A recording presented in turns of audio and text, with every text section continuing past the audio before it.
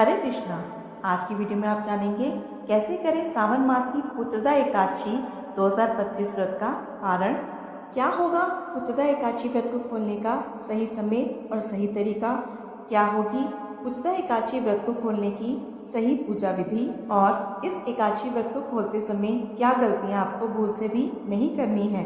ये सारी जानकारी जानने के लिए इस वीडियो को अंत तक जरूर देखें। पुत्रदा एकादशी व्रत को रखकर भगवान श्री हरि विष्णु और महादेव की पूजा अर्चना की जाती है। पद्म पुराण में इस एकादशी का विशेष महत्व बताया गया है। यह व्रत विशेषकर उन दंपतियों के लिए अत्यंत फलदायक होता है जो संतान सुख की कामना रखते हैं। पुत्रदा एकादशी को पवित्र एकादशी के नाम से भी जाना जाता है। इस एकादशी का व्रत रखने से जीवन के पाप नष्ट होते हैं और पुण्य की वृद्धि होती है। भगवान विष्णु की कृपा से व्रती को संतान सुख और सुख समृद्धि की प्राप्ति होती है। ऐसा व्यक्ति अंतकाल में वैकुंठ लोक को प्राप्त करता है।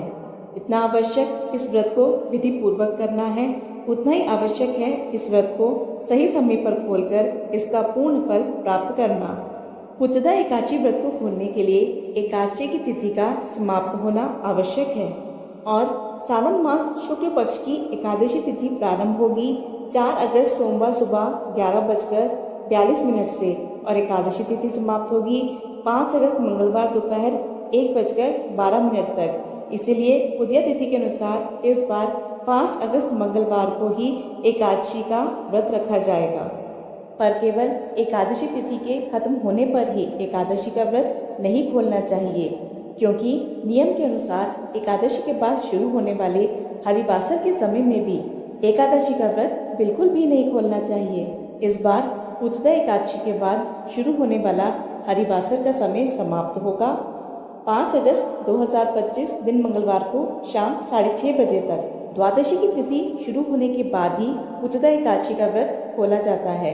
इस बार एकादशी तिथि समाप्त होने के बाद द्वादशी तिथि आरंभ होगी 5 अगस्त दिन मंगलवार को दोपहर 1:13 से और द्वादशी तिथि समाप्त होगी 6 अगस्त दिन बुधवार को दोपहर 2:08 पर। आइए अब जानते हैं द्वादशी के दिन पड़ने वाले सभी शुभ और अशुभ मुहूर्त के बारे में। 6 अगस्त दिन बुधवार को ब्रह्म मुहूर्त का समय है सुबह 4:27 से 5:15 तक। सूर्योदय होगा 6:03 पर और सूर्यास्त होगा शाम 7:01 पर। प्रातःकाल पूजा मुहूर्त सुबह 4:42 से 5:45 तक रहेगा। वहीं शाम की पूजा का मुहूर्त है शाम 7:08 से 8:12 तक। गोधूली मुहूर्त शाम 7:08 से 7:30 पर। आप गोधूली मुहूर्त में भी दीपदान कर सकते हैं। और राहुकाल, जिसे अशुभ समय कहा जाता है, वह है दोपहर 12 बजे से 1:30 बजे तक। राहुकाल में भी एकादशी के व्रत को नहीं खोलना चाहिए। अगर आप राहुकाल में एकादशी के व्रत को खोलते हैं तो आपको एकादशी व्रत का कोई भी पुण्य प्राप्त नहीं होता है। ये अब जानते हैं पुत्रदा एकादशी व्रत के पारण का सही समय। पुत्रदा एकादशी व्रत को खोलने का शुभ समय है 6 अगस्त दिन बुधवार को सुबह 5:45 से 8:26 तक। इसी शुभ मुहूर्त में आपको अपना पुत्रदा एकादशी का व्रत खोलना है, तभी आपको पुत्रदा एकादशी व्रत रखने का पूर्ण फल प्राप्त होगा। आइए अब जानते हैं पुत्रदा एकादशी व्रत को खोलने की यानी एकादशी व्रत का द्वादशी पर पारण करने की संपूर्ण पूजा विधि। एकादशी व्रत का पारण करने से पहले ये ध्यान रखें कि मुहूर्त के हिसाब से द्वादशी तिथि शुरू हो चुकी हो। अगर द्वादशी तिथि सूर्योदय से पहले ही समाप्त हो चुकी हो तो एकादशी व्रत का पारण सूर्योदय के बाद करें। इस बात का खास ख्याल रखें कि द्वादशी तिथि के अंदर ही पारण ना करना पाप करने के समान होता है। इसलिए द्वादशी तिथि के शुभ मुहूर्त के अंदर ही एकादशी व्रत का पारणा करें, तभी आपको एकादशी व्रत का पूर्ण फल प्राप्त होगा, अन्यथा आपका एकादशी का व्रत मान्य नहीं होगा। एकादशी व्रत का पारण करने का समय सुबह का ही होता है। एकादशी व्रत करने वालों को मध्याह्न यानी शाम के समय व्रत तोड़ने से बचना चाहिए।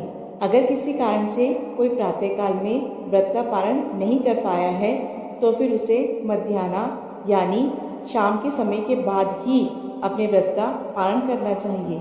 एकादशी के अगले दिन सुबह जल्दी उठकर स्नान आदि से निर्वृत हो जाएं और सबसे पहले तुलसी देवी में जल अर्पित करें, क्योंकि पूरा दिन बिना जल के रहने से तुलसी देवी सूख सकती हैं।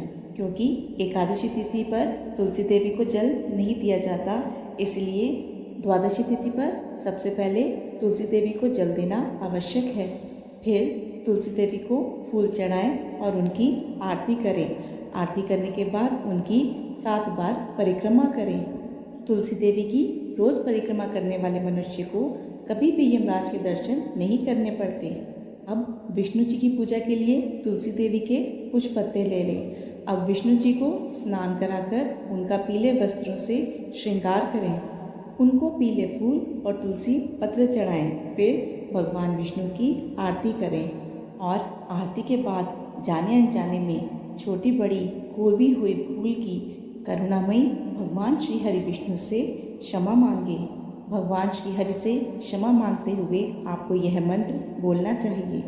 आह्वानम ना जानामि विसर्जनम पूजा चैवम ना जानामि क्षमस्व परमेश्वरम मंत्रहीनम क्रियाहीनम भक्तिहीनम जनार्दना यत् पूजितम मया देव परिपूर्ण तदस्तु में। इस मंत्र को अपनी पूजा खत्म होने के बाद 7 बार बोलना चाहिए। इसके बाद भगवान विष्णु से यह एकादशी व्रत स्वीकार करने की प्रार्थना करें। अब जानते हैं कि क्या खाकर आप अपने व्रत का पारण कर सकते हैं। एकादशी के दिन भगवान विष्णु को घर पर सात्विक तरह से बने हुए भोजन का ही भोग लगाएं। यह पकवान मीठे और नमकीन दोनों ही हो सकते हैं। यदि आप द्वादशी के दिन भगवान विष्णु को मीठे चावलों का भोग लगाते हैं तो यह और भी अधिक शुभ होगा, क्योंकि द्वादशी के दिन पीले और मीठे चावल खाना बहुत ही शुभ माना जाता है।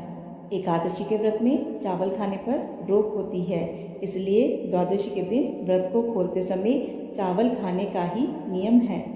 मान्यता है कि एकादशी के दिन चावल खाने से शरीर छोड़ने के बाद वह मनुष्य रेंगते हुए जीवों के रूप में जन्म लेता है। लेकिन द्वादशी को चावल खाकर एकादशी का व्रत खोलने वाला मनुष्य मोक्ष को प्राप्त करता है। को एकादशी व्रत का पारण करने के लिए पकाए जाने वाले भोजन में शुद्ध देसी घी का प्रयोग करना चाहिए। यह सेहत के लिए भी बहुत अच्छा होता है और इसमें शुद्धता भी होती है। आंवले के पेड़ पर भगवान श्री हरि विष्णु का वास माना गया है। इस कारण आंवले का भी एकादशी के व्रत में विशेष महत्व माना गया है। एकादशी व्रत का पारण करने के दौरान आप आंवला भी खा सकते हैं। आंवला खाकर एकादशी व्रत खोलना भी बहुत शुभ होगा। इससे आपको अखंड सौभाग्य, निरोगी स्वस्थ शरीर और संतान सुख की प्राप्ति होती है। एकादशी का व्रत खोलने के लिए द्वादशी के दिन आप जो भी सात्विक भोजन बनाएं उसे भोग और भगवान श्री हरि विष्णु को चढ़ाई गई तुलसी के पत्ते को पानी के साथ लेकर ही अपना व्रत खोलें। पर यह ध्यान रखें कि एकादशी व्रत का पारण किसी मीठी चीज़ से भी किया जा सकता है। व्रत के पारण के लिए आप भगवान श्री हरि विष्णु को भोग में मिठाई और मौसमी फल भी दे सकते हैं। पारण के भोजन में सेम की सब्जी खाने का भी विशेष महत्व माना जाता है। विशेष तौर पर एकादशी के व्रत में सेम को कफ और पित्त का नाशक माना गया है। ऐसे में एकादशी व्रत का पारण करते समय सेम को एक अच्छे भोज्य पदार्थ के रूप में देखा जाता है। पारण के दौरान आप सूखे मेवे जैसे कि बादाम, अखरोट, पिस्ता, किशमिश आदि भी खा सकते हैं। इसके अलावा दूध और दूध से बनी मिठाइयाँ भी एकादशी के व्रत के पारण में खाई जा सकती हैं। आशा है आपको ये जानकारी पसंद आई होगी। ऐसी और जानकारियों और व्रत कथाओं के लिए चैनल को सब्सक्राइब करना ना भूलिए। वीडियो पसंद आई हो तो वीडियो को लाइक शेयर ज़रूर कीजिएगा। धन्यवाद।